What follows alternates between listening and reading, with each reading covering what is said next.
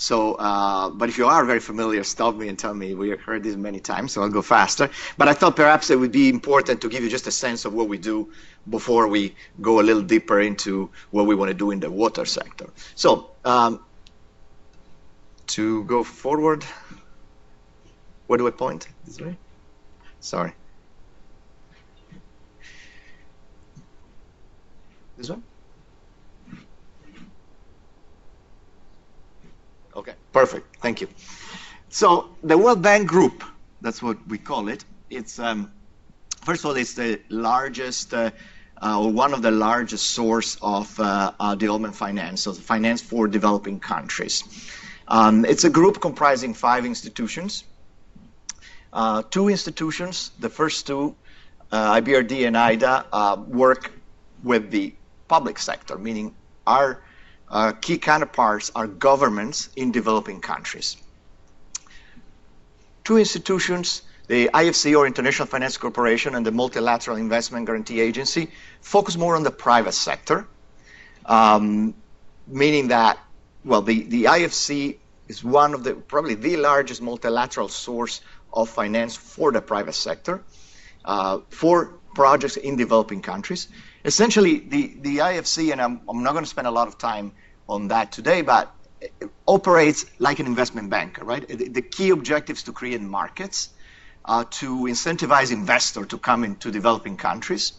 So invest in for-profit projects, also invest in equity, and helps de-risk the environment, so that you know, the private sector feels more comfortable and other investors more comfortable in dealing with commercial, political, legal risks, and other operational risks that are really making business more difficult in that particular environment. So it's really attracting investment and creating markets.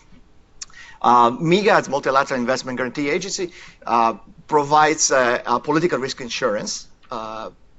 So also helps you know, come in environments that are very risky. So they help de-risk these environments, so to create more enabling conditions for other investors and the private sector. This operates a bit differently than the part where I work, because it truly operates more in a private sector manner, so that you could approach them with great ideas, a well-developed plan, and if it fits in the strategy, they may work directly with you. We work more with governments, but what has changed a lot, and that's one of the reasons why I'm here.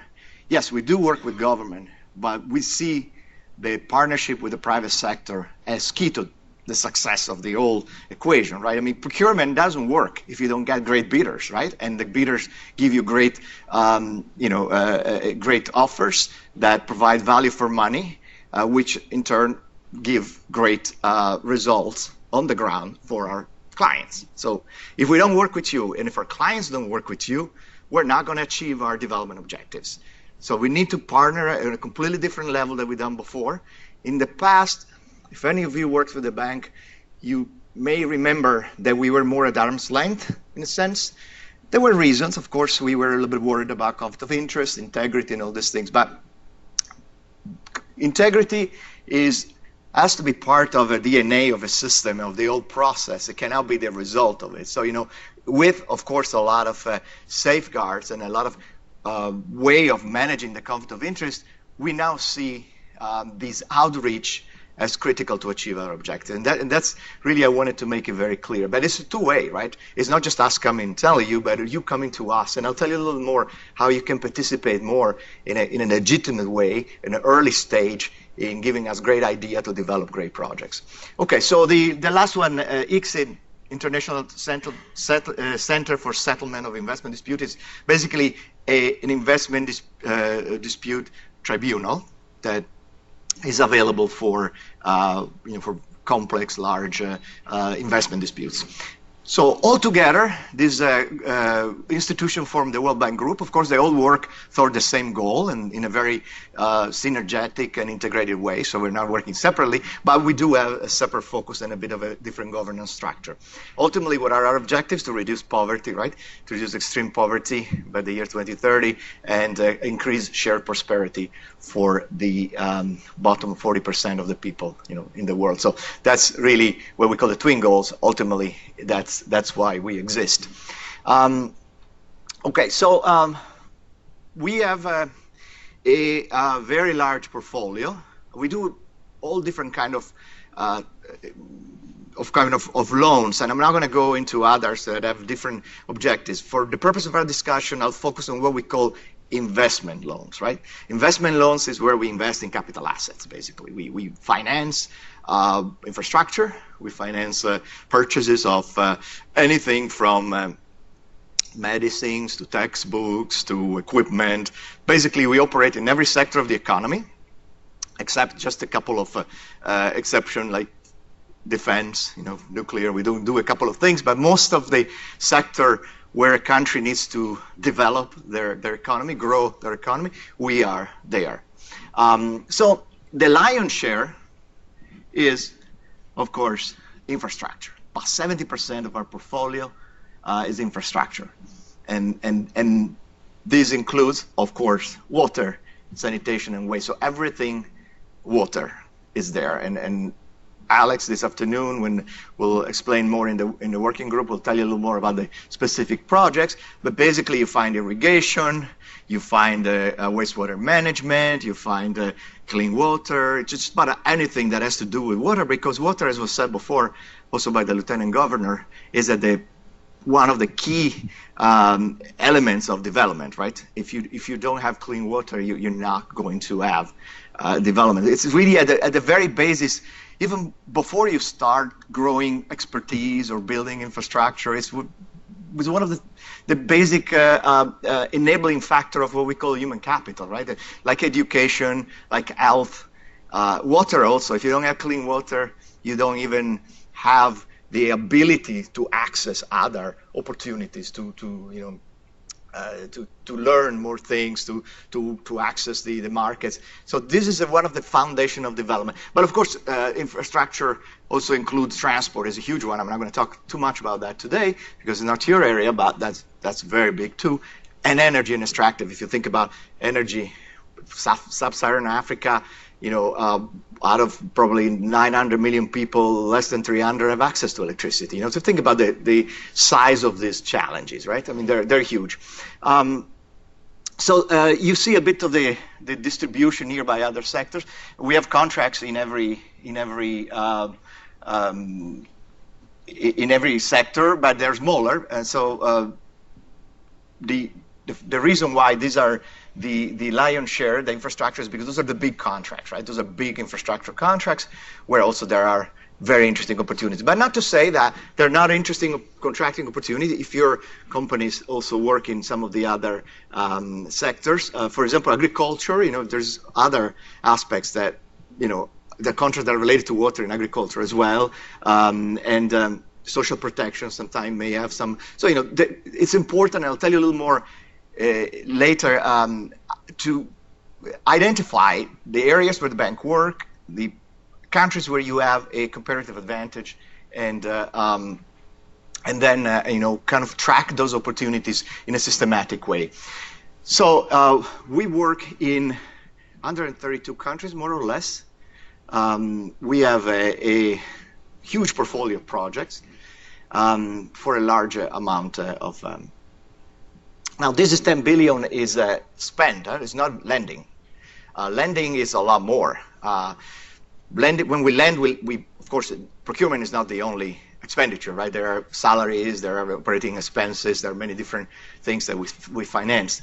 To give you a sense of our portfolio, first of all, we had a major vote of confidence from our shareholders, including the U.S., last year when we had a capital increase of 13 billion, which really significantly enhanced our financial firepower. So we went from an ability, we're still there now, but we're growing, to lend about 42 billion per year to one that is projected from this year to the next 10 years to close to 100 billion, right? So that to give you a sense that this is a very, very significant portfolio of projects. Now, within this, there is procurement.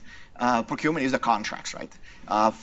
10 billion actually is a bit underestimated, I think, because we are now in the process of strengthening and enhancing our tracking systems that allow us to track better. Because there are a lot of contracts that are not, we're not in our system, because we have been tracking the contracts where we give what we call prior review, that we actually approve.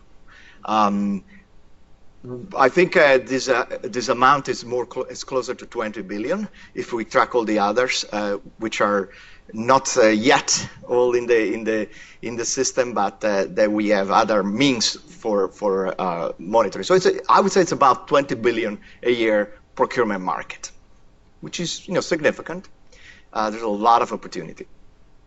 Perhaps I could tell you also, before I go farther, just to make sure it's clear, that so the World Bank is not procuring, is not a procurer. It's an international organization. It's comprised of 189 countries.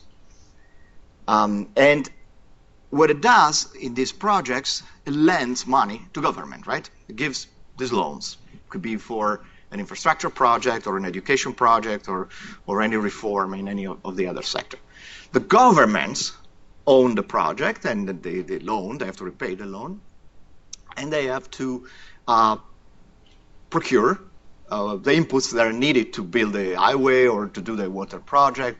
But what is important to say is they have to do it following our policies, our rules, our regulations, our standard documents, and under our close supervision. That's what makes working in a bank project very different than working in the country without this. Of course, there are other multilateral banks. The Inter-American Development Bank is present here as a very similar model.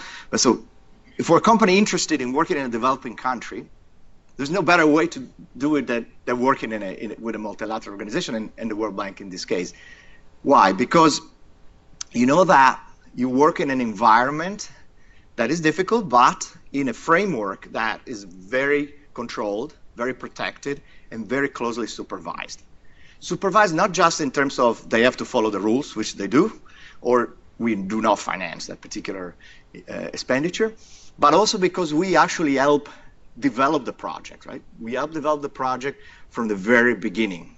So it's not like a commercial bank. We don't just give the money and we're worried about the financial return.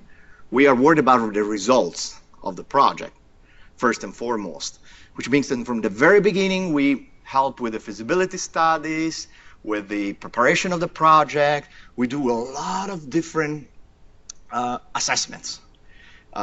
Assessments of the capacity of the institutions to implement, assessment of the markets, and I'll tell you a little more about that, assessment of the integrity framework, the risks, all the risks that are in that particular sector, environmental, social, anti-corruption. So it's really a process that is designed to succeed in terms of result. Now, I cannot tell you that every single succeeds, but I can tell you that we do spend an incredible amount of attention and resources in ensuring that the results of the projects are achieved, monitored, evaluated, and we learn, of course, from when the results are not as optimal. So it's a very different scenario than if you work in any other situation where there may be other investors, but not the World Bank. Okay, so that's very, and also just to finish with this, it's important to say that the bank policies take precedence over national law because the legal agreement with the bank has the status of an international agreement. So we actually do not even proceed with the project unless there is a confirmation from the Attorney General, the authority, the proper authority, that this is accepted, right? So our rules apply. even when there's a conflict with a domestic law. Okay, so a bit of a sense of the geographic distribution. A lot of big part of the portfolio goes in sub-Saharan Africa, of course, because that's where the biggest challenges are.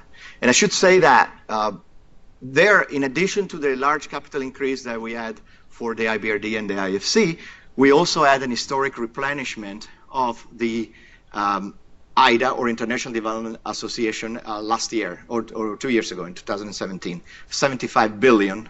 And I should explain a little more about this. So the IBRD, the part of the bank that deals with middle-income countries, lends to countries like Brazil, for example, to give you an example, Brazil, Argentina, or larger countries, operates more with loans that are more based on a commercial interest rate, right? They're LIBOR-based.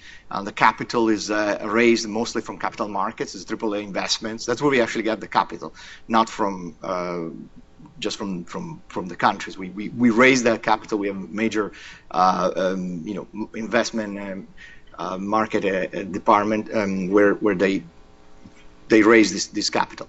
The IDA is the part of the bank, International Development Association, that works with the poorest country. Now, it's the same people and the same rules, but two different lending modalities. So when we lend to countries that are below a certain per capita income, and every year it's calculated, they're very poor countries, and most of them are in sub-Saharan Africa. There are others in other parts of the world, but I think IDA lends more than 50% to sub-Saharan Africa. There are about 40 countries.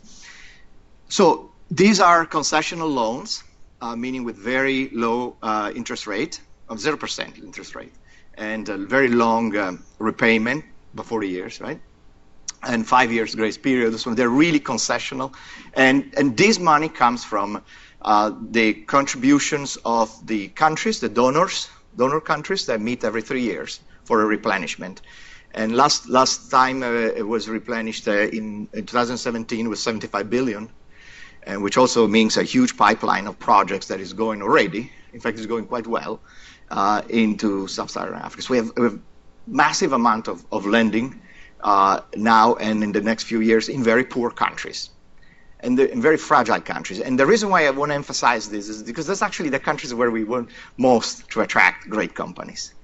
Because those are the most difficult ones, and that's where we focus even more to ensure that we manage this risk, we de-risk, and we help creating an environment that is more conducive for company to feel, yeah, this is a good opportunity, and I know that the bank is there every step of the way.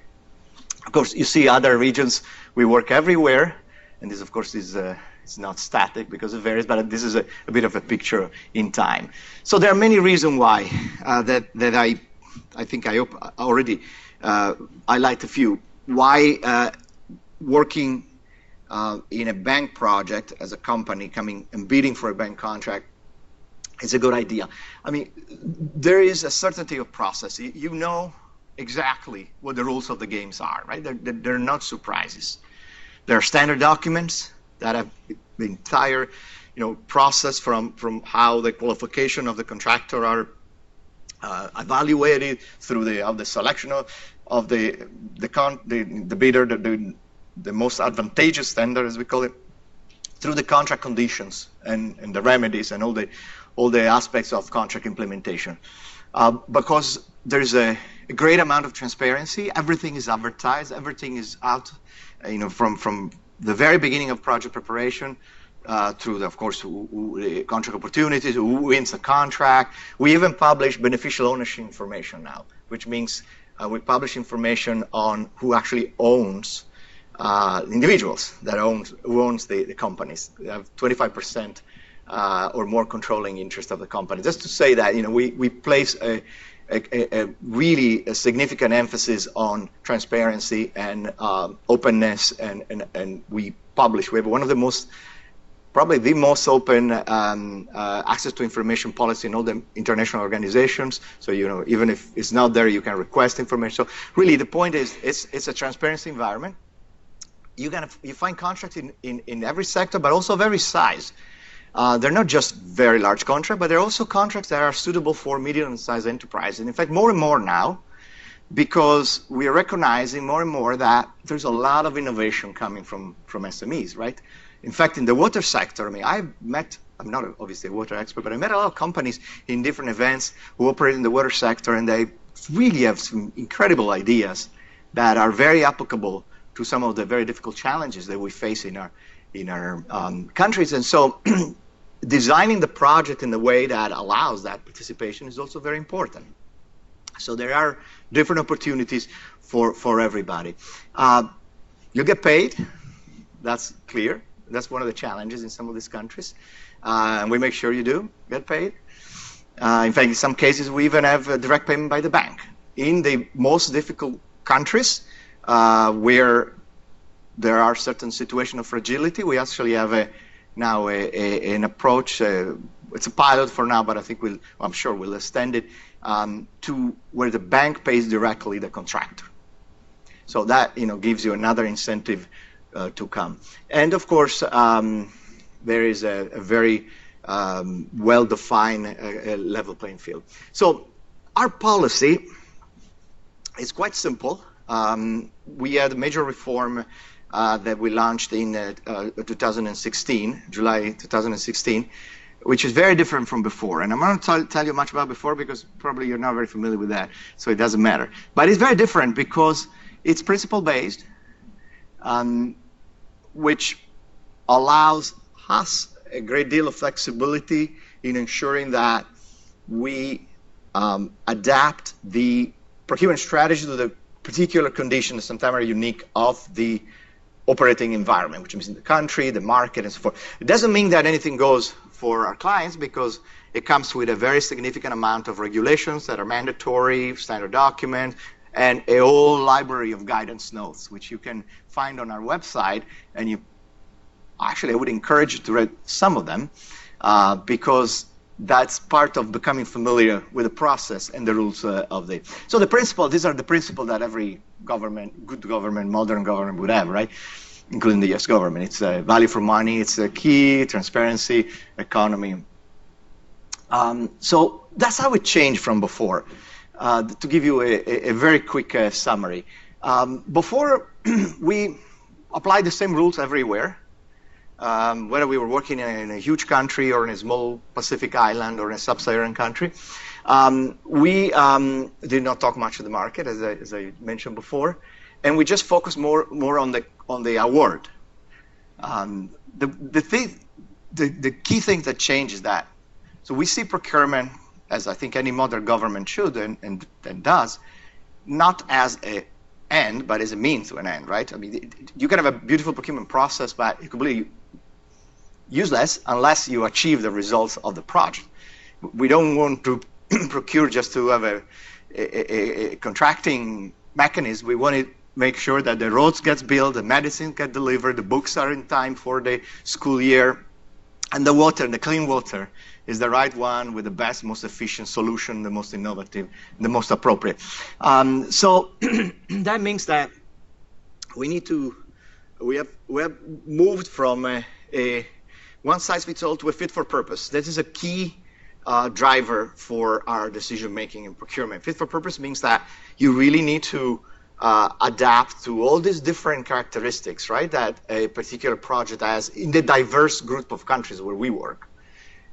You can have a client with more or less capacity, for example. You can have certain risks that are really very serious in that environment, but not as relevant in another one, or some unique to that environment. And you need to manage those risks.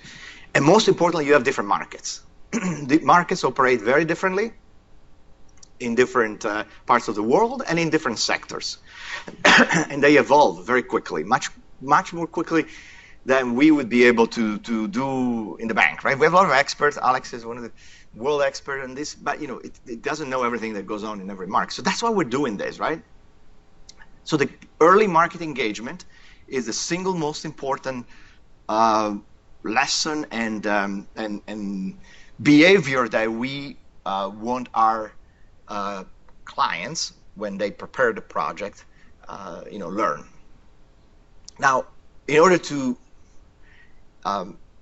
drive this culture change, you'll appreciate this is a culture change, right? It's a big change because procurement has always been, at least in the bank, but I think in some governments too, also a bit of based on very clear processes and rules, and there is a sense of discomfort in moving away and using professional judgment and adapting. But if you don't, then you have perversive results, which you don't really achieve the results. You just have a nice process, as I said. So we're driving that change in our clients. I think you can start seeing it, and I've seen a very, very good example already, but this is a process that is happening. But the reason why we're doing this very actively and do these deep dives with different industries is precisely to model the behavior and begin to adapt our own approach so that when we prepare the projects, like for example the project that Alex oversees, they incorporate all these, and we help drive the change. We have just completed one, to give you an example, in the medical sector, large diagnostic medical equipment, which was quite transformational because we really went from a traditional way of procuring to a whole menu of options that we put in a guidance note that we published that explains for our clients and for our teams how to do the specifications, how to look at different commercial models. You can go from traditional procurement to managed services, where you actually basically outsource the whole thing. You don't actually procure anything, right? There's no capital outlay in the beginning. So there are very, very different ways the market, and that's where did we learn that? From the market. We did something like this all over the world, many different events.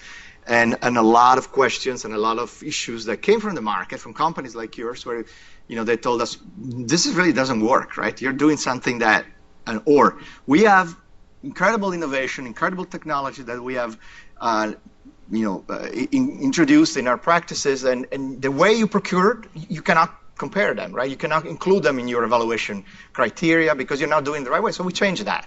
And we want to do exactly the same with the water sector, and that's where we're starting here because, obviously we know how large and dynamic and innovative the U.S. water sector is, and this is the city where to start, right?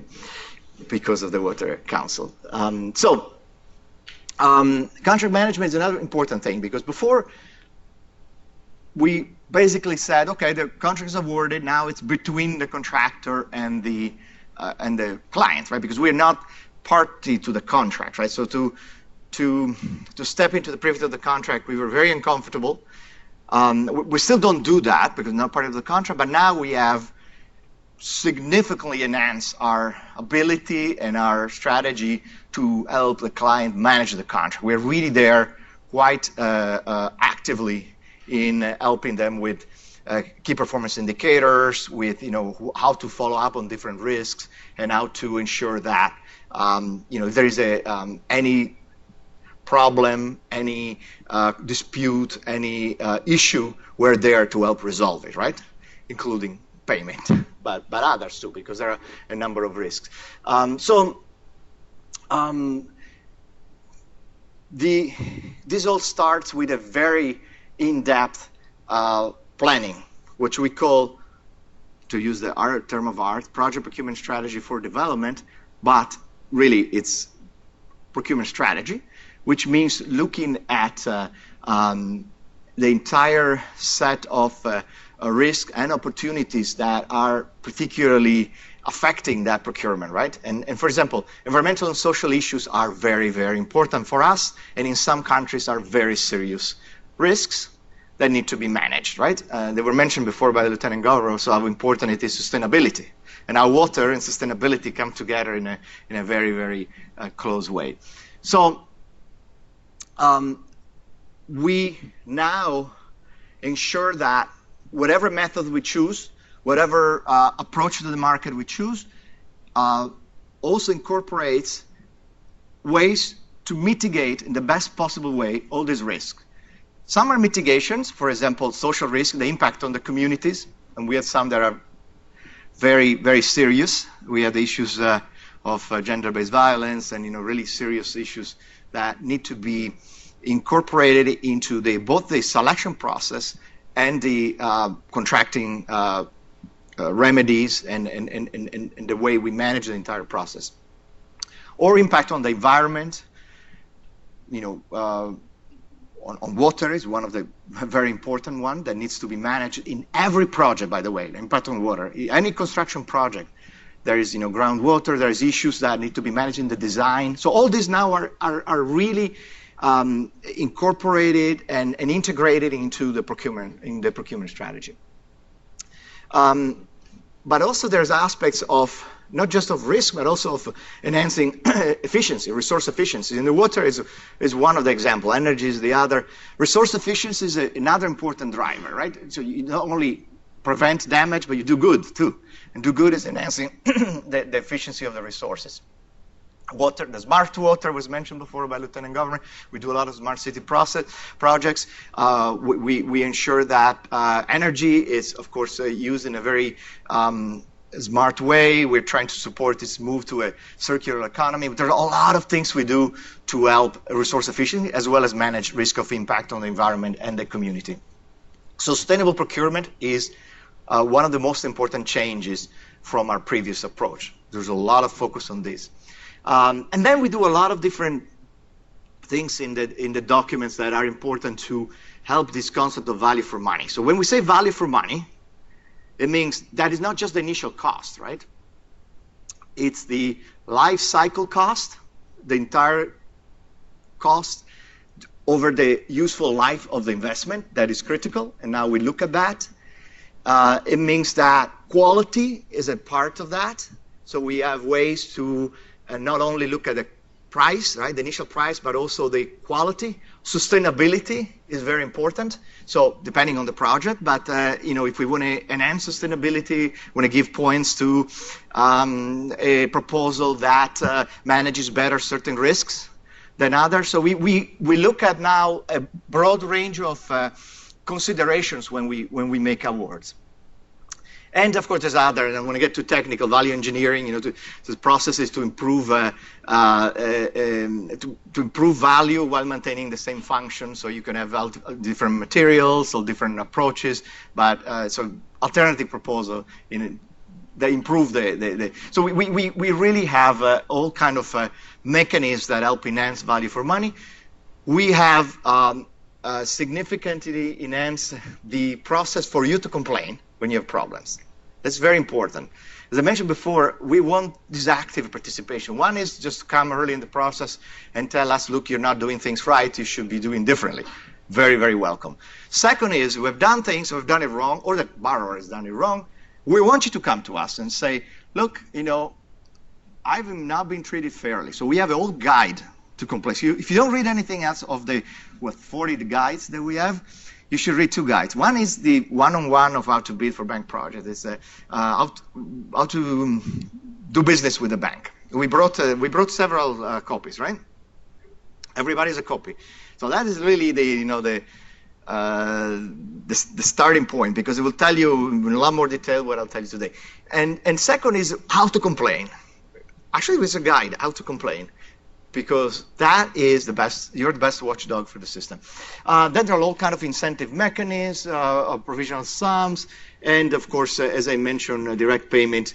Now, hands-on support is what we do with the borrower. So in these countries that are very difficult, they're very, very, very fragile in terms of governance, in terms of the environment, maybe even violence.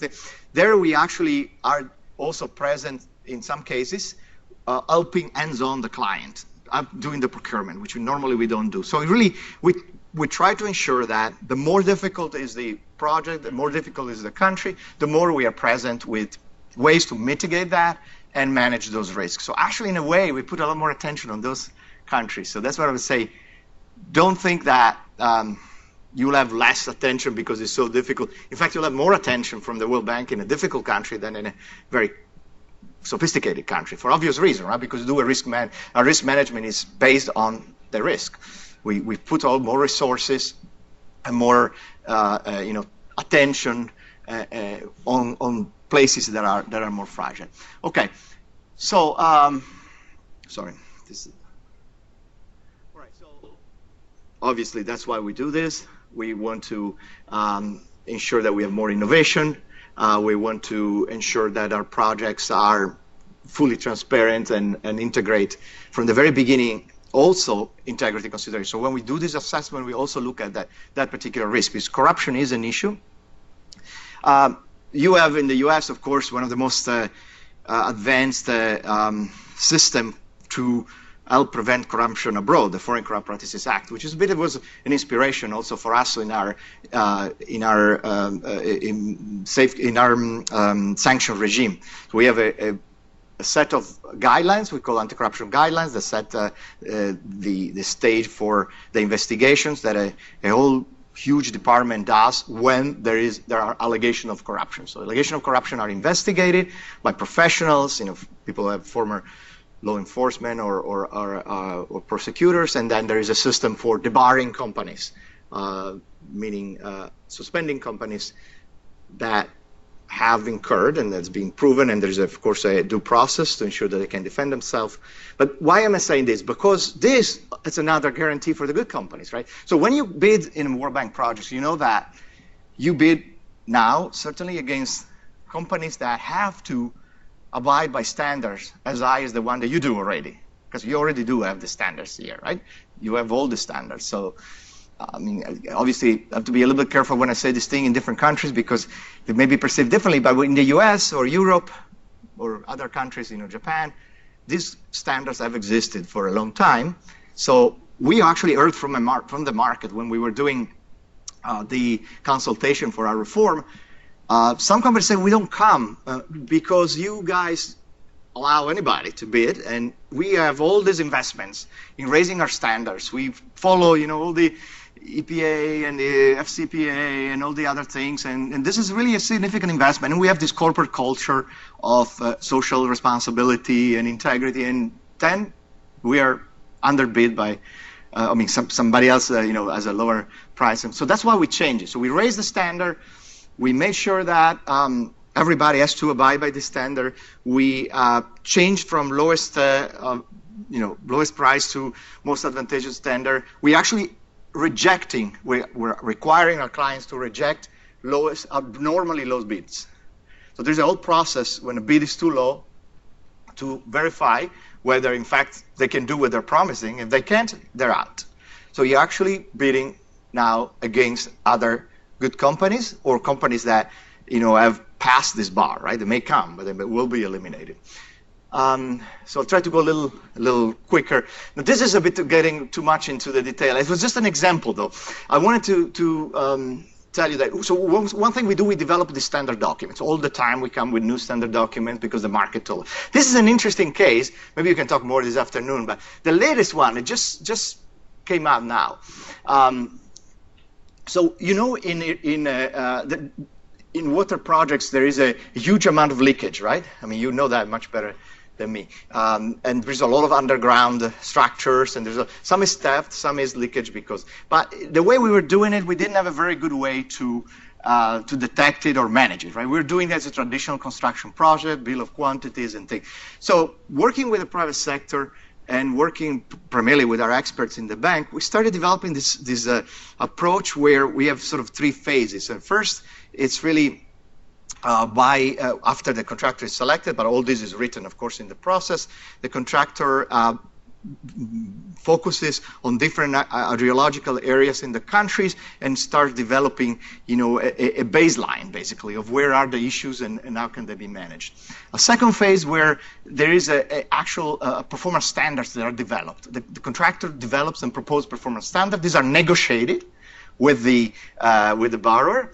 There's also a system for ensuring transparency. There is a property auditor that observes. There is an expert that observes. So, this is very done in an integrity framework, but there's an agreement on performance standards. So the rest of the contract is maintenance on those performance standards. So basically you pay because you maintain the performance standard, incentives to go above or below. I mean, there's all kind of, so just to give you an example, right? I don't want to get too technical, but we do this all the time, and God knows what beautiful other examples will come out after this engagement, right? We want to really complete this engagement in a few months after talking not just to you, but to other contractors around the world with another guide and another set of documents that really distill the knowledge that you have in the market and help us improve our processes. Okay, I mentioned these very critical risks for us, environmental and social. I don't want to spend too much time. How am I doing with time? I'm okay with time. Sorry, I love to talk about this thing, so somebody needs to remind me if I go over time. And please stop me anytime with questions, because, yes, please. The water loss. Yes.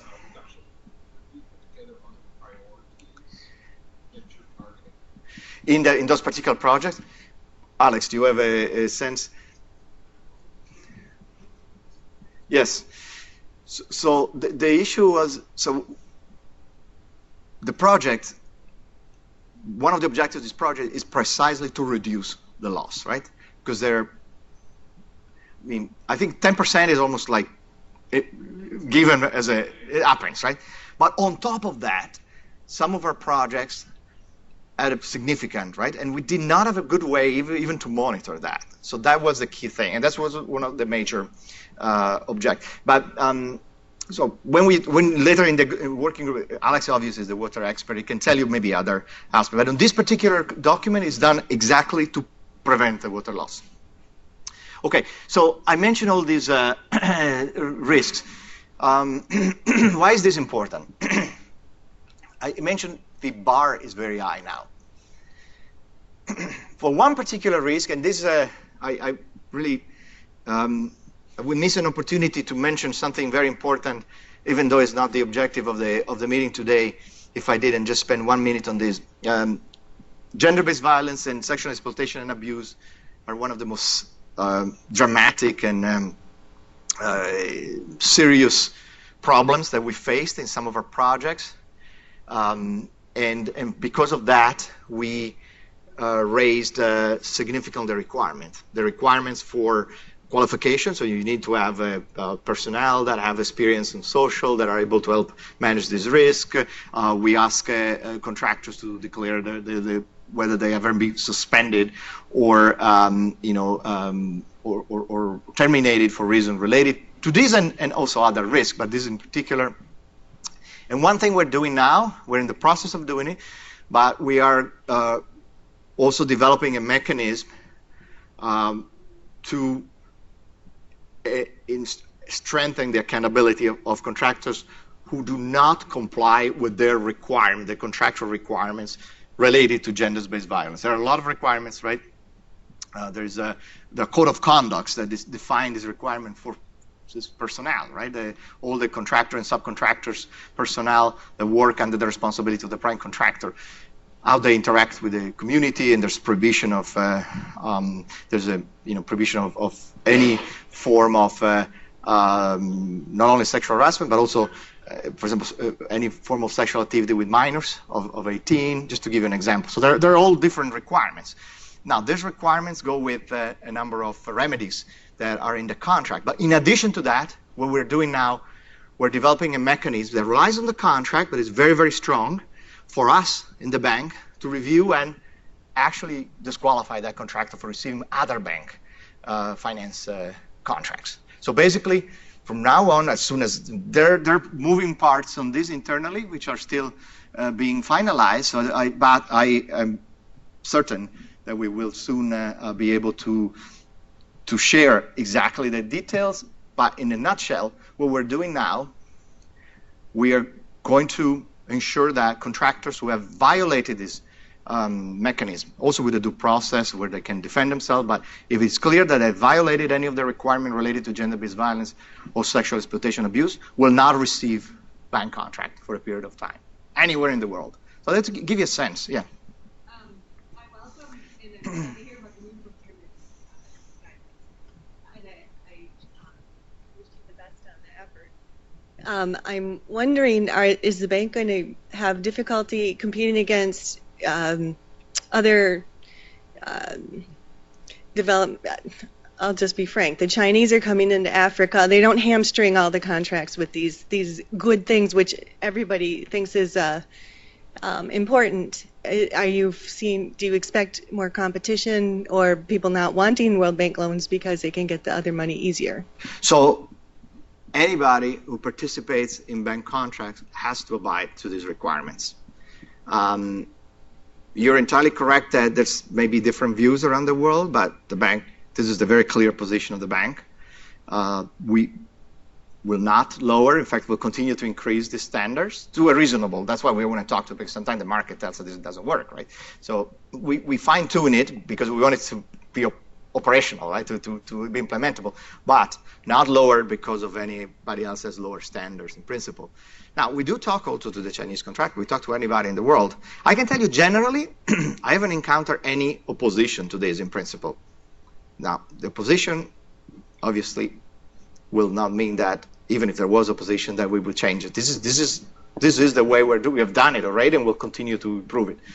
But I can tell you honestly that I've talked a lot also to Chinese contractors, and not to the contractors themselves, but to the organizations and the government. They say they will want to abide by the same standards, and so anybody can come, but anybody has to abide by this standard if they want to be participating and if they want to be awarded the contract.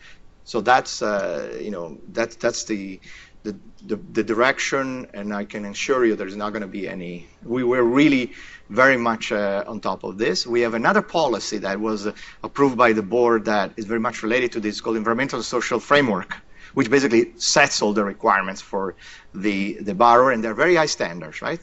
It's a very important policy, harmonized with the other multilateral development bank, and a lot of these requirements cascade to the contractors because they're requirements for the borrower and objectives, but you cannot implement them unless you have the same in the contract. So what we did, we wired into the procurement process these requirements. Like, for example, there's a lot of requirements that are stronger than before on community health and safety, which are now in the contracts, on labor issues, for example, child labor, things like that. They're all wired into the contract. On gender issues, there's a complete prohibition now in the works contract of any form of discrimination. There has to be equal pay, everything. So all these things have to be implemented to the contract. So we made a very strong commitment to our shareholders, which includes every country, including China. Every country, they asked us to make this commitment to incorporate this and to implement it. So this is our direction. This is not going to change. Of this thing, I'm certain. There are many things that cannot. But I tell you that I'm very encouraged by all the consultation. I had a discussion with European contractor last week, 2 weeks ago, about the same thing, specifically about these things, and they were enthusiastic about it. I expect U.S. companies to be supportive because, again, this puts them in a much more competitive position. But I haven't heard strong objection from anybody that I talk to in different parts of the world. So I'm encouraged by that. Okay, so I already mentioned this. I don't want to spend too much time, but basically this is all integrated into the procurement process. All these requirements are there. The bar is high, meaning that you have a competitive environment with other strong companies, or the others who are not as strong will now be able to participate and certainly to win. So I had a lot of this. These are a lot of technical details. To give you a sense, so we use as a basis what, well, I don't know if you're familiar with the FIDIC form of contract. Are you? So there would be a long technical discussion, but there is a standard form of contract developed by the Federation of International Engineers. It's based in Geneva, and has a very, very strong standard condition of contracts that ensure that there is equitable treatment of both parties. So it's an international standard, but we enhance that even more so with conditional particular application, where we put in a lot more about how we manage these risks. And the key role in managing this in this particular type of contract is the engineer. It's an engineer which is an independent consulting engineer who is charged with administering the contract, basically approves the payments, issues notices, for example, of correction of issues, and if those are related to remedies. If there is no correction of certain problems within certain times, then there is a remedy that is applicable. So it's a very fair, very equitable system. So maybe another thing to do when you become familiar with the bank process is to start reading our standard documents. If you go on our website, there are oral standard documents for every type of procurement, but the works documents, and now the one that we developed, 2 or 3 for the water sector already. We developed a design and build operate for water projects. And also the standard works and time are, and this latest one that I just mentioned for the water loss, right? So you start reading those conditions, and you start understanding how we operate, right? What are the remedies? What are the requirements? What are the things? Okay, going a little faster on this. Innovation, I already mentioned. One of the key reasons we're doing this, one of the key reasons we have all this different, more holistic approach to evaluate bids is because we want to ensure that we have new ideas, innovative ideas coming from the private sector. So this is the regulations. I think you should read them if you are interested in bidding. These are applied to borrowers, but they also say what are the rules of the games. Now, we can adapt this, we at the bank, not the borrowers. They can ask us, but where we learn if we need to adapt them is because we learn that certain things don't work in every market or in every situation, so we can adapt it. But they do tell you what are the rules of the games that our borrowers have to follow. It gives you a sense of where the money goes. These are the procuring borrowers. These are big contracts that go in these countries. And this tells you the supplier countries. Now, let me tell you something. The reason why those are at the top is because most of the contract, or all of the contract virtually, that are financing their own country are won by locals. That's the only reason. But that's obvious, right? Because large infrastructure contract in a country like China and India or Brazil, although Brazil is not even there, but these countries that have huge markets, right? They have very, very competitive, large companies like, Fortune 500 companies.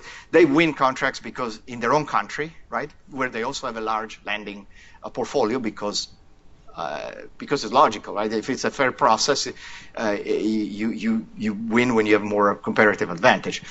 But then I want to tell you about the United States. Only a year ago, the United States was down in more than 20 position. In less than a year, or in a year and a half, it went up to 11. This is for works and goods. And you know why? Because they started bidding. That's the only no other reason. American companies did not bid. Very few American companies bid. Only the big one, and they always win. Not always, but they have been winning contracts many years, like GE, the big one. They've always bid, and they normally win. But many companies not only don't bid, but don't even know what the World Bank is. Maybe some of you never heard about it before. So that's what we're trying to do. Yes, please. How about Boeing and aerospace? Aerospace. It would seem that selling a few airplanes would certainly put the United States. But we don't have projects in the selling airplanes. We don't have many projects. I don't think we have any projects. We have projects that build airports, but not that sell. We have a project that we have trains and things, but airplanes, I don't think we have any project that finances airplanes. So that's the reason. I mean, there are some areas where we just don't have projects at the moment. I don't think airplanes will ever finance because it's not. We finance building airports. That's what we do. And in transport, trains, big trains. But then depends also where the American companies have their comparative advantage. But anyway, the key message is here. They didn't bid. We did not find bidders. We never saw bidders except for the 2 or 3 large corporations, multinational. So now we're beginning to see Americans bidding, and the more they bid, the more they win. Look, the way the process is transparent and giving, a level playing field. Most countries that bid frequently, all of them that I've seen recently, they have companies from those countries have at least 50% chance to win. 50% of the time they bid, they win, which is a very high odds. Huh? We actually looked at the numbers for this, and that's. Sorry, please. Sorry to interrupt you, Enzo. I'm Rob Peasley. I work at the World Bank also. Just wanted to point out that this is, great growth, but this statistic does not include subcontractors. So that's one thing that I just want to make you aware of. You say, well, that's kind of a small percentage. We also have a lot of U.S. companies that follow, their current business partners overseas, and whether those are U.S. partners or foreign partners. And so maybe someday, in the future, we'll be able to track that better, but we don't really know the exact number. We know it's a lot higher than that. I just want to make a quick comment to the lady's comment about China. It is something that we confront a lot with U.S. companies. It's not such an issue with World Bank contracts because it's a fair playing field and everything that Enzo explained to you. But certainly in some countries, Sub-Saharan Africa and other parts of the world, China is super aggressive coming in independently, not with the World Bank, offering very attractive financing and seemingly much simpler than doing it with the World Bank. But I think countries are learning and have learned that these loans often come with strings attached. They often don't generate the best projects, and they often come with a huge amount of corruption and waste. And so we, in our office, not the World Bank, but the U.S. office, we're trying to actively make sure that countries understand the full cost of ownership when they embark in these deals with China specifically. So I just wanted to comment on that. No, thank you very much, Rob. That's important to say. These data also don't even reflect necessarily a change because of the reform, because of the time lag from the time the reform became effective and when the actual procurement starts, because there were new projects. Only 20% of the current portfolio is under the new procurement reform, which I expect will increase even more dramatically. But it does reflect the fact that we do more outreach, and even on the older project, even though we don't apply all the new rules, but we try to apply this lens of fit for purpose and be a lot more, market friendly, right? So I think there's at least more confidence. The other thing is the supply chain, which was mentioned by Rob.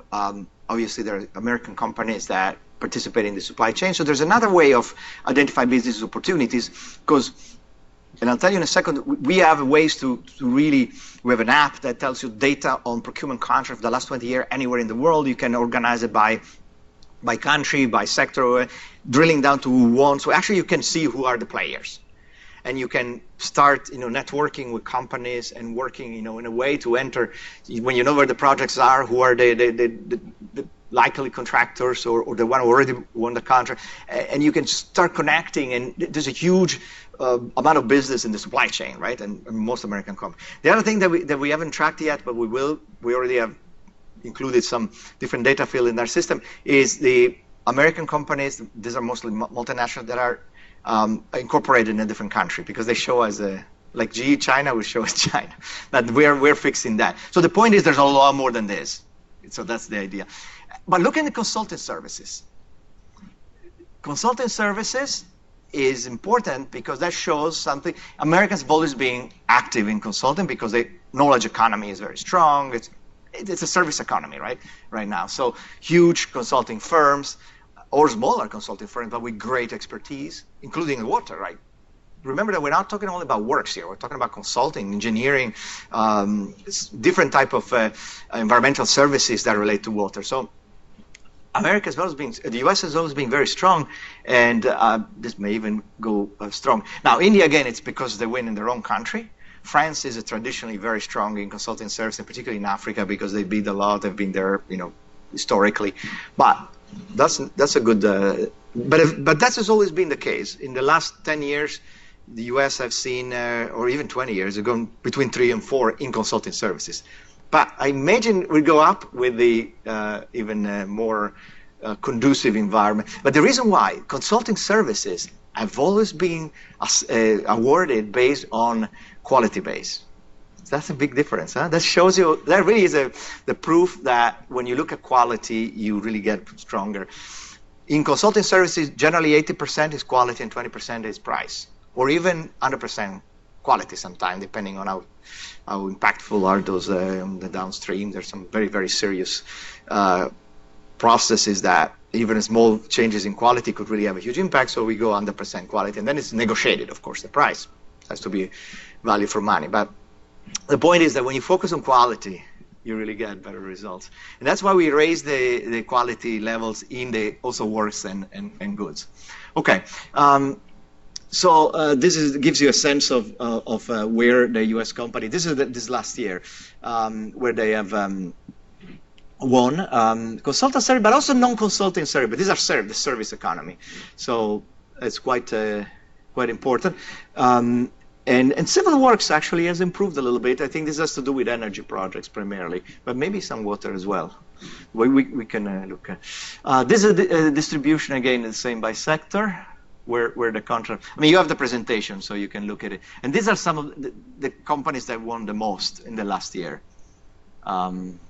This is the number of the companies. I don't know if there's any water company there. I don't know all the. Do you know? Huh? Which one? Okay, all right. Anyway, you can look at this. This is the top 10 consulting services provider. You can look in the presentation later. So now let me tell you a little bit how you go about finding these opportunities. I think you need to become familiar with what the bank does in different countries, right? You cannot go everywhere, right? You shouldn't just say tomorrow start bidding. It is a bit of an investment of time, not a major one, but it's a medium-term investment, right? It's not going to happen overnight. First, understand where the bank operates that you are interested in, because you have a comparative advantage, you have a partner, you have done something there before. You have some interest in that particular area of the world. And so the bank has a country partnership framework with every country. That's renewed every political cycle, 4 to 5 years, new government, new objective. But basically, the bank agrees with the government what are the priorities for development, right? Some country may be water versus energy, or both. Usually not everything, right? Because you have to be focused on something where it's their priority, but we also, based on a lot of studies and a lot of analytical work, we also feel that's the area. Maybe other multilateral are not active. So there are many reasons why, but you find a country where there's a big water pillar, we call it, like there's going to be projects in that for sure, right?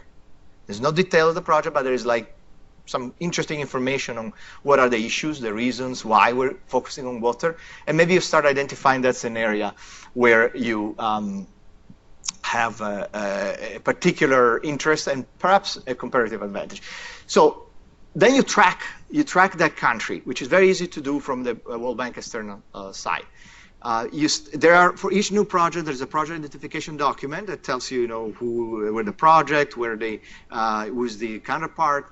And then every month, there's what is called monthly operational summary that tells you pretty much how the evolution of the project, right? The preparation. This is the preparation of the project. And when we say project, we don't mean a contract. Huh? That's important because sometimes we have different terminology. A project is like a program for you, maybe more. It's like a lot of different contracts and a lot of different objectives. Like, for example, I don't know, could be rehabilitate the irrigation sector in northern, I don't know, Ghana, right? Within that, there are a lot of different things. There's contracts, there's institutional, strengthening, there is technical assistance, there are all kinds of things, but there are contracts. So that's where you start understanding and tracking the contract.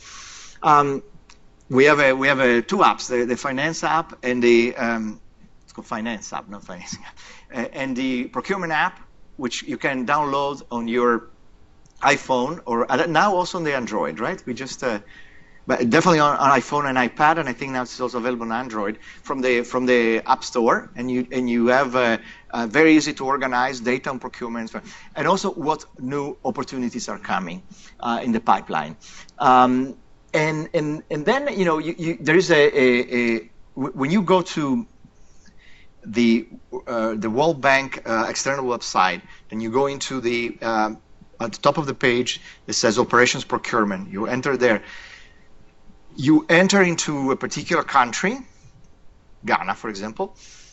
It tells you all the projects, and for each project that is approved, and when a project is approved by our board, there is another document that's called project document, which has all the information, is public information on how the project is prepared and what's there and what's going to happen under that project. But within the project, there's also a procurement plan, which is a list of all the contracts, a specific list of all the contracts with the amount, the estimated time, the methods, and so forth.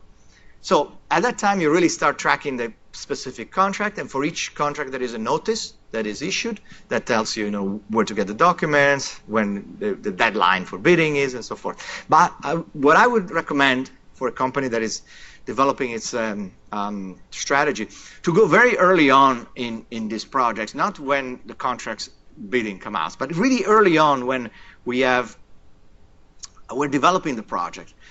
Now, again, it's between us and the government, but it's great to talk to the private sector, and that's why we're here today. You know, we had many companies coming to Washington, talking to us and giving us good ideas. Sometimes you go to the client, and the client comes to us. So that's to be a very open conversation, because at that time, it's a very legitimate way to, quote unquote, influence the process for the better, right? Influence meaning like we didn't realize there were new companies. We didn't realize there were good ideas there that we were not able to take into account in the way we're evaluating now. So.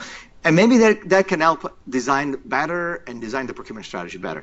Now, later, the more you progress in the procurement implementation, it's difficult, right? Because when, you know, okay, you can still complain, for example, on the documents. You can say when the documents are issued, you can say the specs are wrong or they're favoring somebody. So, you know, and then we look at that very seriously. But perhaps there's less opportunity to influence the whole design of the project. And then, of course, after you bid, that's when we can't talk, right? Because that's when the evaluation and thing. But you can complain, of course. There are process for complaining, but it's formal, and you can complain. And even after the award, actually, what we have now, what we call a standstill period, between the date of communication to the bidders of intention to award, you have 10 days, we call standstill, during which you can complain. And if the complaint is valid, we can still change the award. Please. When you mentioned that not a lot of American companies have quoted on this, I would guess that most of the people in this room are product suppliers, not necessarily consulting. We have things to sell, but regardless, one of the requirements is for, I think it was 5% bid bond and maybe 10% performance bond. Is that still a condition of tendering? Because for American companies, we can't bond. We can only do letters of credits and the bid bond. For goods and works, in many cases, in some cases, there is a bid bond, but it's not 5%. It's 1 to 2%. We wouldn't approve more. In many cases now, we don't even use it.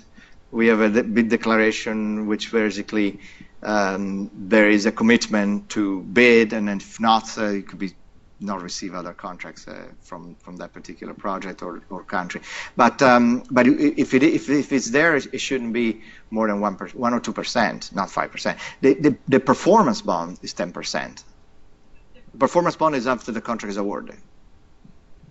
Right, I understand, and those are all good things. The problem is American companies can't issue bonds. We can only do letters of credit. So we have to find an in-country bank that can then issue. We actually use mostly letter of credits. Okay, so that's we prefer new. letter of credit actually because they're first demand and they're easy to use. Yes. In fact, well, yes, there's a form for the letter of credit used as a bid bond. So it's not a bond issued by a surety; it's used by a bank. Okay, all right. Absolutely. Yeah. In fact, I heard more complaints from other countries because their banks don't issue a letter of credit. But here works perfectly because our preference is the letter of credit. In fact, it's a better instrument. It's cheaper and easier to use also for the client because it's a first demand, right? Okay. So these are the steps basically how you identify. If you follow this, in fact, these are live links. So when you go in your presentation, you can start browsing yourself. But it's very easy to use. And if you use also that guide on how to identify business opportunity, you actually can start looking, and maybe you'll already find a couple of contracts that you want to bid for, or a country that has a particular pipeline that you want to participate. So just you just have to follow the instruction. It's very easy. It's very just go there. If you have a problem, like you can find it. Send me. You have my contact through the presentation. Send me an email, and I'll send you the link to the actual page, or you tell me I'm looking for a contract. I mean, I want you to try to see if you can, but it's very, very easy to do. That's just a screenshot of the procurement app where you can basically go, for example, see in, say, Ghana. So Ghana in the last 10 years, agriculture, American companies. And you have the American companies that won in Ghana in agriculture, the amounts, and you can drill down to the actual contract with the name, with the amounts, with, or you're going to see, the more general things, where the trends are in Africa versus. So you can actually organize the data any way you want, and there's a guide for that too. So there's a guide on how to use the app in case it's a very self-explanatory, but you can look at the guide that specifically tells you the steps of what to do for the app. Okay, so I think I have spoken maybe too much, but hopefully not too much. Hopefully it wasn't too boring. But basically why we have done all this, because we are doing things in a very different way than we ever done in the past. I'm not saying that we did bad things before. It served us well for many years, but the world has changed. The world has changed. Procurement has changed. In governments, the role of procurement now, it's not just that of awarding contract, it's that of helping achieving a broad set of objectives, right? That are environmental, they're social, they're economic development. So our role as a public international institution also had to change in using procurement as a more effective strategic tool for development. Now, part of this also is doing this work with the private sector, because procurement is a multi-stakeholder activity by definition. It doesn't work without an active collaboration and partnering. In fact, the new types of contracts that we're beginning to move toward, but some countries already use, are more really partnering contracts, right? Where the whole contract is written in a different way, where you really focus on the risk to the results rather than the risk to the parties, right? It's really a concept that is very new on working together. So it doesn't work with that. It doesn't work without an active civil society. We work also on that side. It's not the object of today, but we have a whole different presentation for civil society, because we really need also that part, right, for transparency. So that's why we put all this information out there. We work with NGOs. We work with any basically stakeholder that is part of this process. So the key thing here today is that we hope this is a starting point, not certainly a one-shot deal, a starting point for an ongoing collaboration, conversation, learning process for you how to win contracts, for us how to do better processes. So this is the quid pro quo that I ask. Tell us how to do better, because we haven't done as well. And I think the more you bid and the more we improve, the more you have chances, fair chances, of course, but good chances to win good contracts. And I think I'll stop there, because then you'll go into details of the water and what we want to really do about the water sector. Do you have any more questions? Of course, I'm here all day, so happy to. Do you have a master plan under your project that says, in this country, I need water, I need transportation, yes, I need energy? It breaks it down into the. Yes, we do. It's the what we call the country partnership framework, which is this agreement that we have with the country, and we renew it every political cycle, right? Because there's a new government, 4 to 5 years. There is a new government in a country. They have their own priorities. We have a conversation. We have a consultation too, in that case, with all the stakeholders in that country and with the government. And we decide, for example, in this particular country, our studies, our views, and their objective coincide on this sector, let's say water. So you know that there will be a whole master plan for water. Now, it's not incredibly detailed, like it's not every contract, but it tells you what issues are we trying to address, right? What in one country could be irrigation, because that's the issue, and there are some aspects of hydrology that is important. So you get a sort of a sense of what studies are the basis of this decision, which are a lot of studies. We do all these core analytics, we call them. Lot of PhDs in the bank, and they do. It's almost like a bit of a university in addition to a business. We have a lot of people doing a lot of analytical work. But why we do that is because what we decide to do in lending has to be grounded on very, very strong analytical basis. We don't lend because of financial reasons. We lend because of development reasons. So if that's not the issue, we don't want to give you the money, right? So you find that, and from there you find. Plus, there are sector strategies, right? You can access. For example, in water, there is a strategy. So there is a bank-wide, so not by country, but tells you bank-wide, also by country, what is the bank thinking, the current thinking on the water challenges, and how we're going to tackle them in development, right? So you actually have a sense bank-wide where we think about that. So you have all this. It's really, there's so much information, but if you start like that, right, you focus on one thing, one set of countries, then you really can get a lot of lot of information. Yes, please. So we do not have exceptions, but we do different type of strategies depending on what we need to do. And sometimes the strategy is tailored to smaller, to small and medium enterprises because we know that that's a relevant market that we want to target, right? So it depends on the objective of the project. It's not a particular strategy to necessarily to help the small business like the U.S. government has, but it is to target a market where we know there are a lot of very good small, medium enterprises that have those kind of expertise. So we make the requirement different. We actually design it in a way that incentivizes smaller companies to come.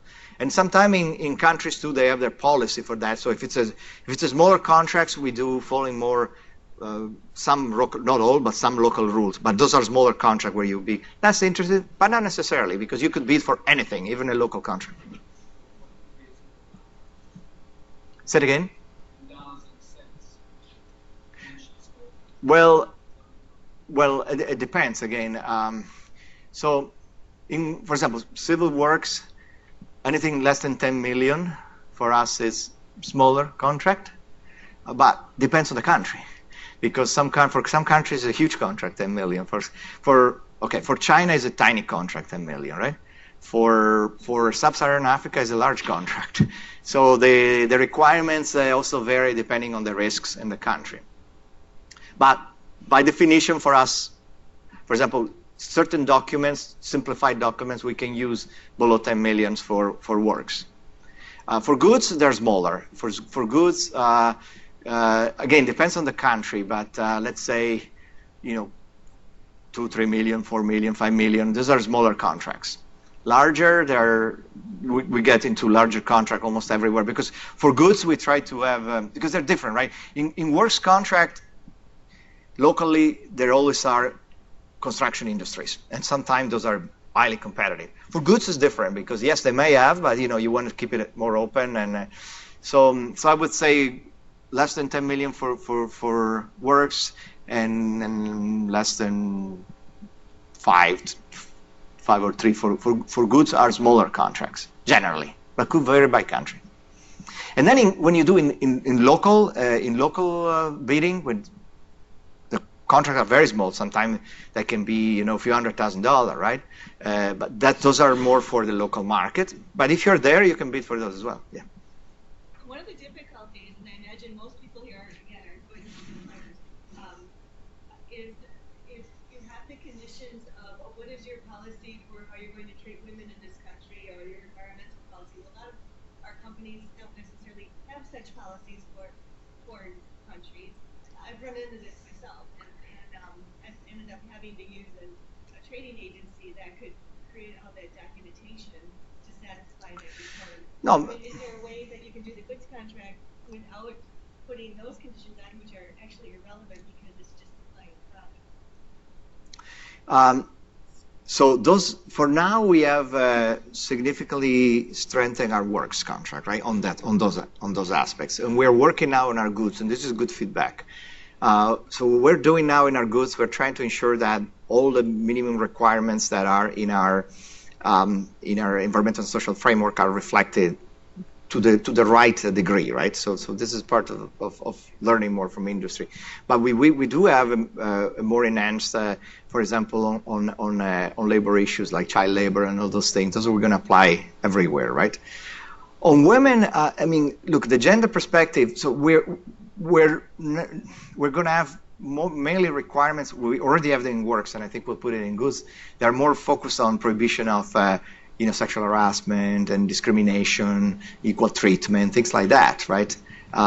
Because we want to have standards that are higher, even if the country doesn't have them.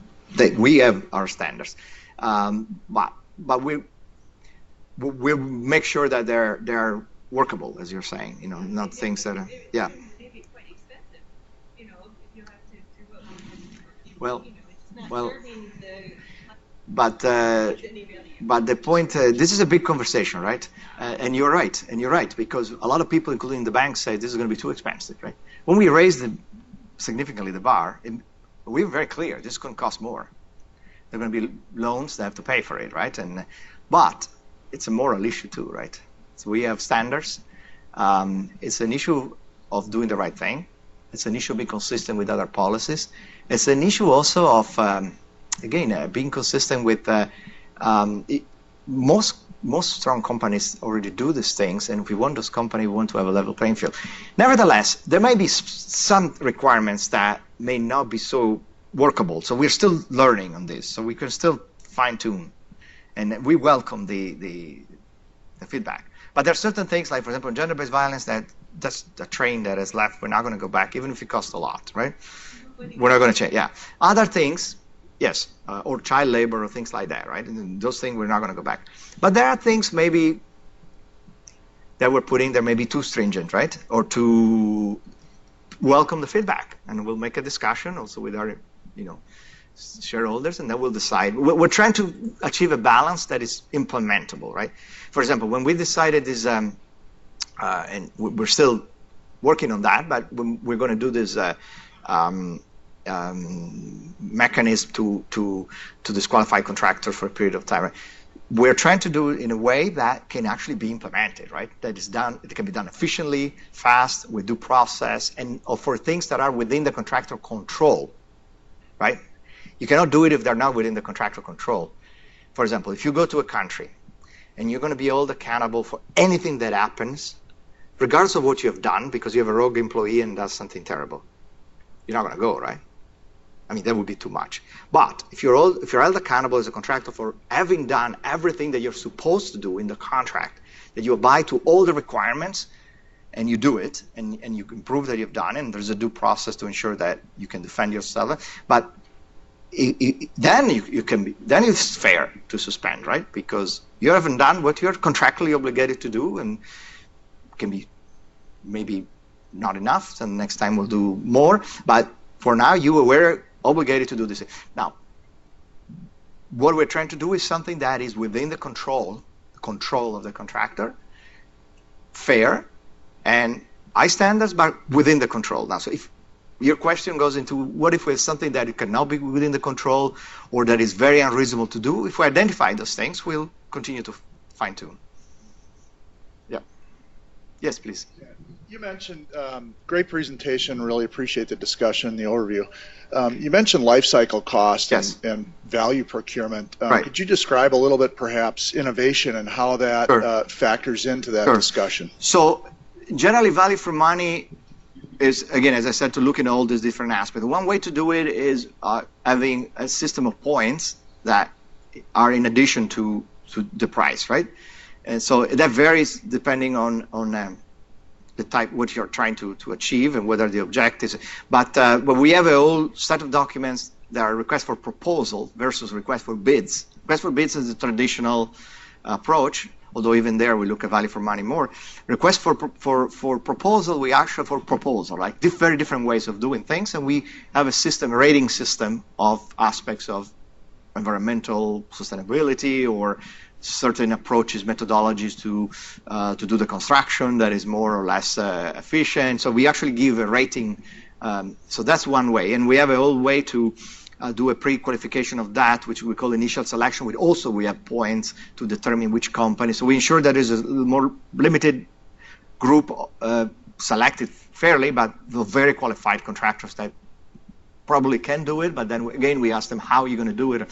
Then we have, for example, a process called competitive dialogue, which is even for more complex projects that want to really drive innovation, where you have really performance-based or just not defined specifications, and then you have initial proposals and you have a parallel discussions. We don't even call them negotiation. All the different contractual aspects. On commercial, on technical, financial, separately. And very rigorous because they are open conversation, but they are observed by a probity auditor, who at the end even issues a redacted report, so it's transparent, right? So there's no anything goes. It's like you talk about, it's a learning process, and then the things are refined, and then at the second phase you bid on, and some may be already eliminated, some will continue. So this actually leaves it very open, right? You actually negotiate with the market, and then, but it's structured, it's very structured. Life cycle costs, now it's on almost every contract.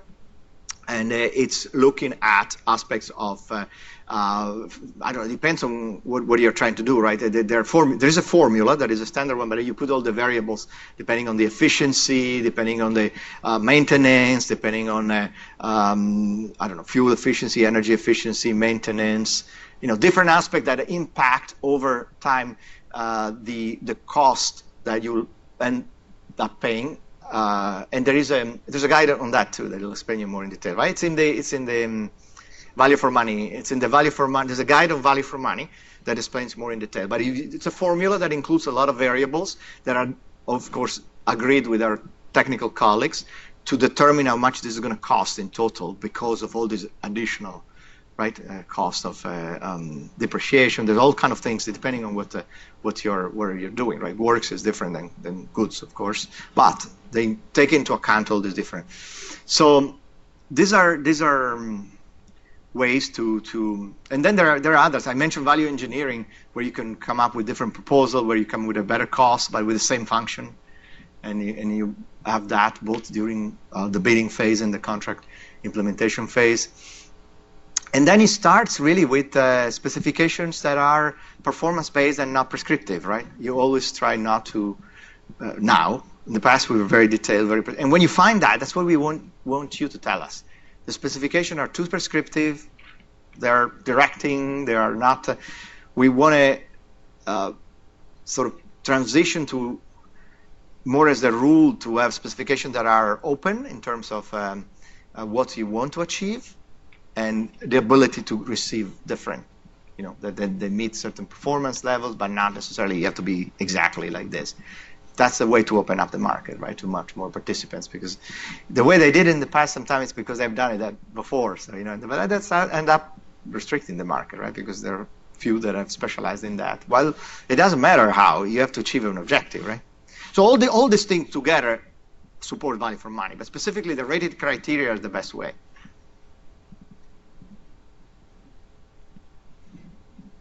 All right, well, there are no more questions.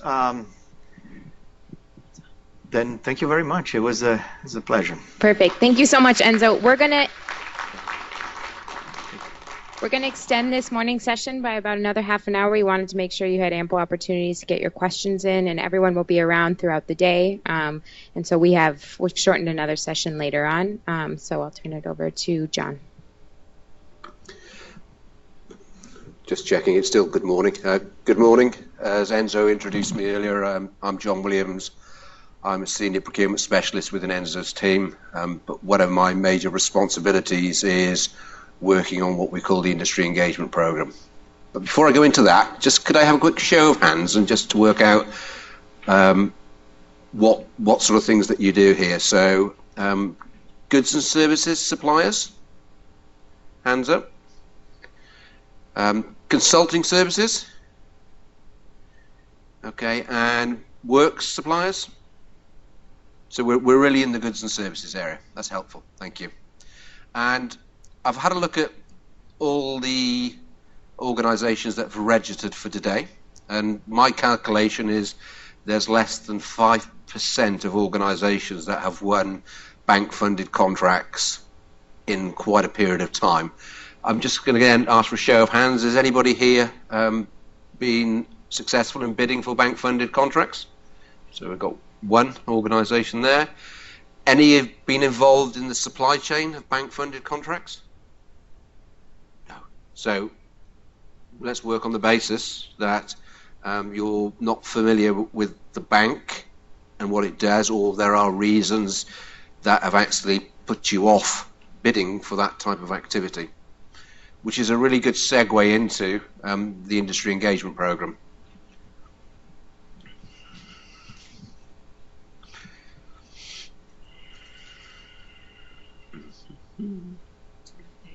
I think Enzo's still got it.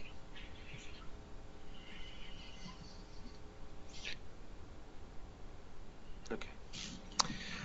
So earlier on, Enzo mentioned that the new procurement framework came into place in July 2016. One of the key the key products or the key things that was agreed with our board is that we'd actually start implementing something called the Industry Engagement Program. Some of you may be more familiar with the language of strategic supplier management, strategic engagement, etc. And in essence, that is what the Industry Engagement Program is trying to do. We've decided, and we've looked at, as you saw from the earlier data, that there are some major sectors of expenditure that can have a fundamental influence on how successful the bank is at delivering its overall outcomes. One of those sectors, as we've indicated, is water, and water represents about 20% of the portfolio of bank projects. As Enzo mentioned, the figure there of 10 billion reflects a subset of our contracts, but you're actually looking at a total value portfolio of 20 billion. So even with my poor maths, we're talking about 4 billion a year in the water sector. So it's a sizable market. It's a very important market to us, and we've now started focusing our industry engagement program on your market. Our interest today is twofold. One is to explain to you what the program's about, but actually more important to me and my colleagues is understanding from your perspective why or how we can make opportunities more attractive, so how we can make opportunities attractive for you to participate in, and how we can attract you to be involved and share your innovation with us. So there'll be a session later on after this that I'll ask you a number of questions that will ask you to work on in groups to actually give us your feedback, so we can take that away and work out, you know, how we take that feedback on board, what we can do differently to actually make it easier for you to do business on bank funded projects. So as I've said, the idea is that we want to do an inward look and an outward look. So we've done some research internally where we've spoken to our colleagues, Alex being an example of, you know, from their perspective, what things in procurement get in the way of delivering successful projects. So we've got a very bank-centric view of what the difficulties are. But equally important to us now is the view of yourselves, the market sector view. And we want to get that view so we can then blend the bank sector view, the market view, to actually put in place what we would call a number of interventions to actually help us deliver our projects more successfully. There isn't a milestone that says we've hit success, because clearly this is about continuous improvement, and our markets are dynamic. And I know your market's dynamic, so there's continuing innovation. So, you know, how do we keep abreast of that? How do we keep driving things forward? There are a number of specific objectives that we try and achieve. They're statements rather than measures, and I'll just touch on those shortly.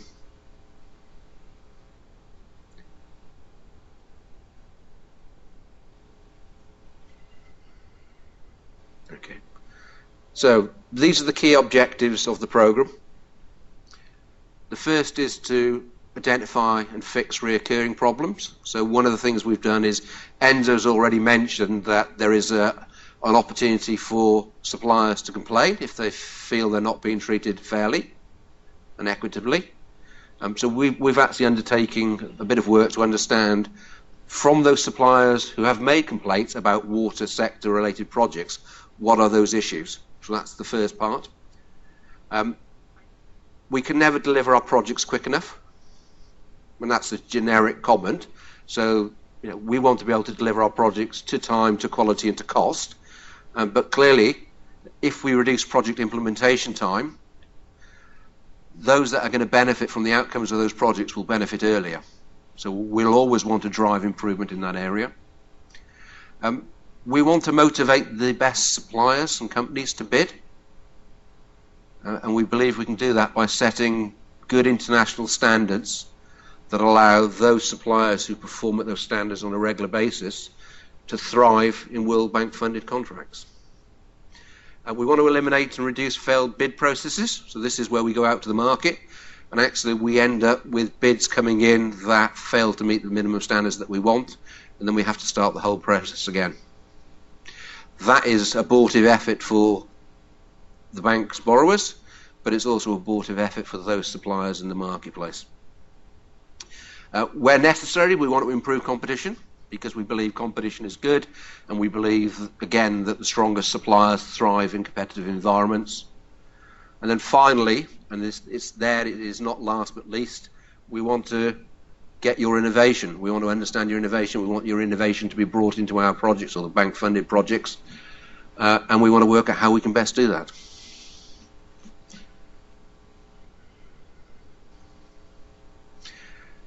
We want to reduce complaints, and the reason we want to do that, we're using that as a proxy. If we reduce complaints, we should be doing the right things.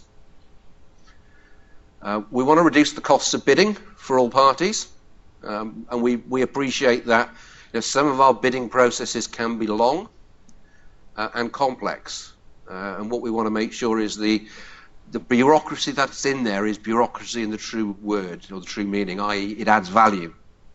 It isn't there just for wasted effort. I've already mentioned about the triangle of things we want to deliver in the project: price, or cost, quality, time.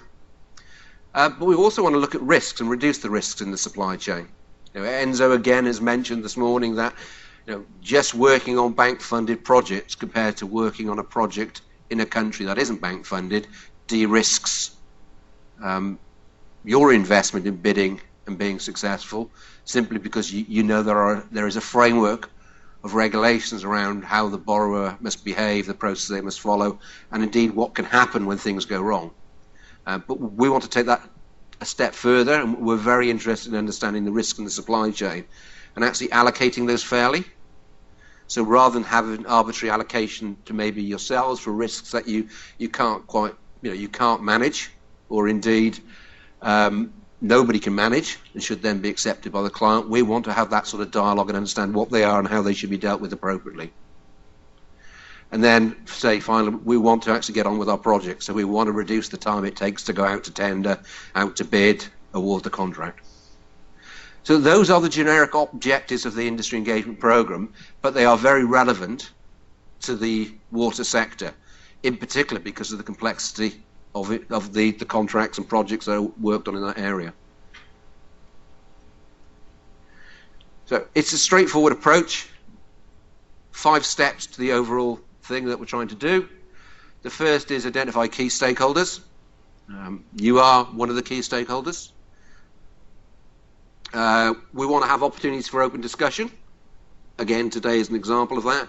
We will be doing those 2 things internationally, so we'll be doing similar sort of events where we recognise industry exists and where our project exists, because we want to get a universal view of the industry and what should be done. We gather information from markets, so we do market research. Enzo talked about the project procurement strategy for development. We do a very similar thing ourselves to understand your marketplace, because whilst Alex may be an expert, I'm not. But what we tend to do is we do quite thorough market analysis, so we understand who the key suppliers are, we understand what the key trends are, we understand what the market believes the issues are, we understand the distribution of the market, etc. We understand who the key countries are. We pull all that together to have some understanding of your marketplace. We want to build momentum, and the best way to do that is putting in place actions and demonstrating you're doing things. And then finally, we want success, and we want the stakeholders involved in the process to say, actually, that was worthwhile being involved with. I can see a difference. I'm now having the opportunity to do things on bank-funded contracts that I didn't previously have. So the first sector we looked at was medical diagnostic imaging, and it's a very technical sector, and it's much more narrow in focus than perhaps looking at water generally, which we recognise has 3 or 4 sectors from the bank's perspective. But the feedback that we got, so these issues were identified actually by the marketplace. There was a whole list, but these were the 3 that we crystallised down into. The first was that actually suppliers in the marketplace didn't know the opportunities existed. And secondly, when they knew they existed, they had no opportunity to influence those. And I mean, influence those in a fair and equitable way, i.e. having an engagement that allowed them to share their ideas that actually may change the overall project's approach, because they often found out about these opportunities far too late in the procurement cycle when nothing could be changed. And the second one was that the information was just too vague. The second problem we came across is technical specifications were too detailed. So it became obvious that they are either written around an existing piece of equipment in the marketplace, or they were written by somebody like me who hasn't got the technical knowledge but will search on 5 different places to find it. But by doing that, one, they were either buyer specifications, or two, they were actually so input based that they inhibited suppliers offering innovation and the best equipment available. The second thing, equipment in many cases was procured in mixed lots, and by that I mean they may be procuring a rehabilitation of a hospital as opposed to maybe the equipment to rehabilitate the radiology suite.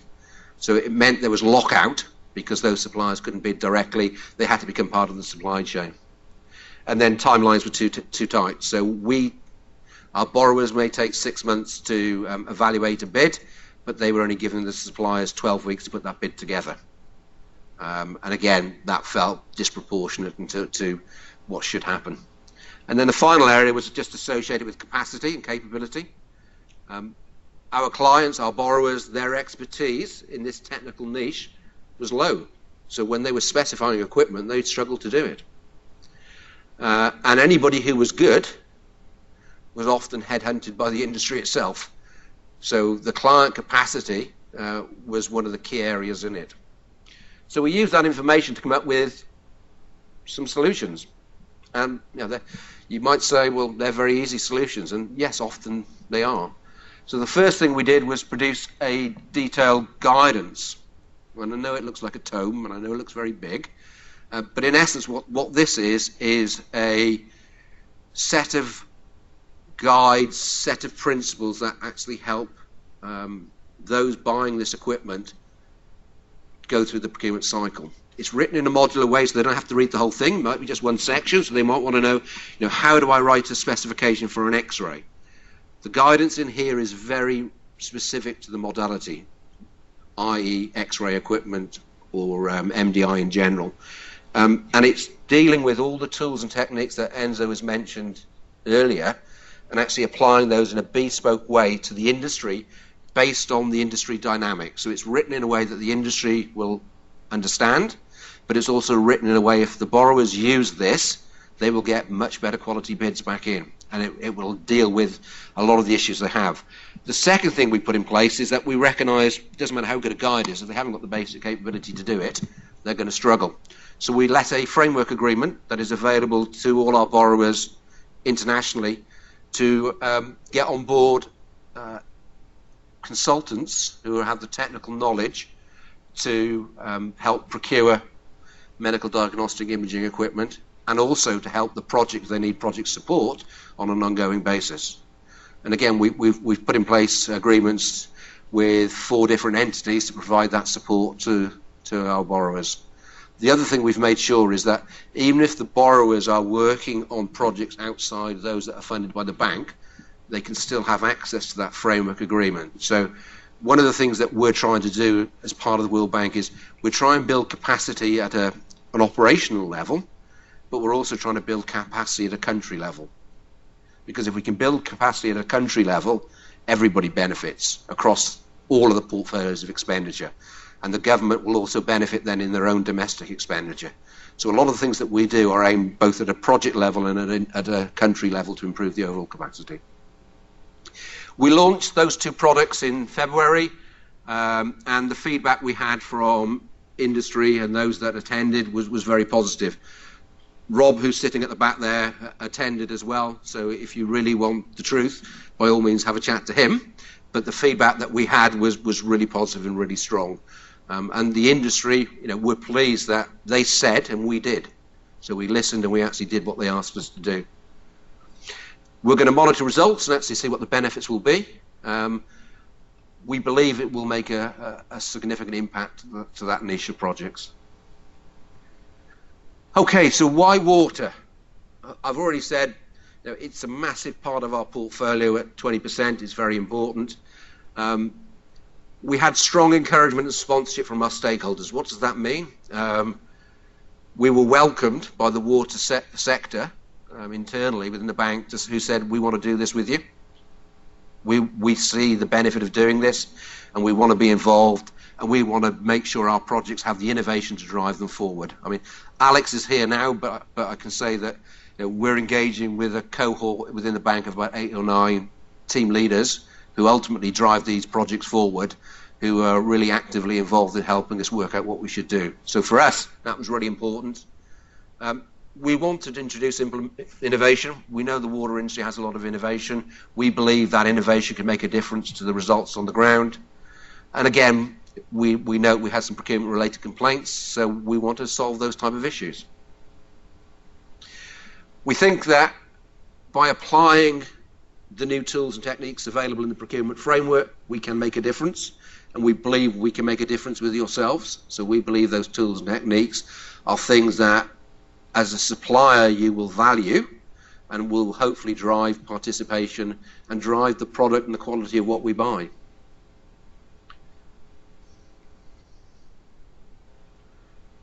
So what have we done so far? We've started the detailed market research. We've engaged with the bank sector staff. Today is the first event. So you can either think of yourself as pioneers or guinea pigs. I don't mind. I preferred the word pioneers. And what we'll do is that we will make this more interactive going forward. So we won't just come here today and say, oh, thank you for all your ideas, we'll never see you again.